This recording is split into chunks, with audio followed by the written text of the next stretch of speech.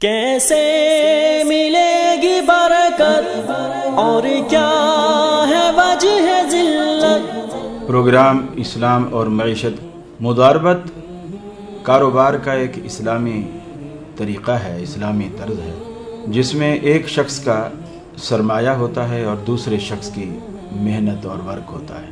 مرابہ کے اندر جب نفع اور اصل رقم، اس کی لاگت، یہ دونوں چیزیں واضح ہوں اور کھل کر دونوں فریقوں پر وہ چیزیں عیاں ہو جائیں تو اس صورت کو، اس شکل کو مرابہ کہا جاتا ہے۔ رسول اللہ صلی اللہ علیہ وسلم کے زمانے میں ہمیں جو کاروبار کی کچھ مثالیں ملتی ہیں، وہ اگر دیکھا جائے تو ان میں سے کوئی ایک مثال بھی قسط والے اس کاروبار پر جس میں قیمت بڑھا کر بیچی جاتی ہے، اس میں سے ایک مثال بھی اس پر فٹ نہیں بیٹھتی۔ تو مشارکہ کی جو اصطلاح ہے، یہ ایک نئی اصطلاح ہے جو اسلامی بینکوں نے یا ان موضوعات پر نئے لکھنے والوں نے اسے متعارف کرایا ہے۔ عیدین کے موقع پر خاص کر ایسا ہوتا ہے، اور وہ نئے نوٹ جو ہے وہ زیادہ پیسوں سے آپ کو دیتے ہیں، شرعاً یہ حرام ہے۔ وہ اس کے اوپر اگر کما بھی رہے ہیں تو وہ سود کما رہے ہیں، اور اپنے بچوں کے لیے بھی وہ سود لے کے جا رہے ہیں۔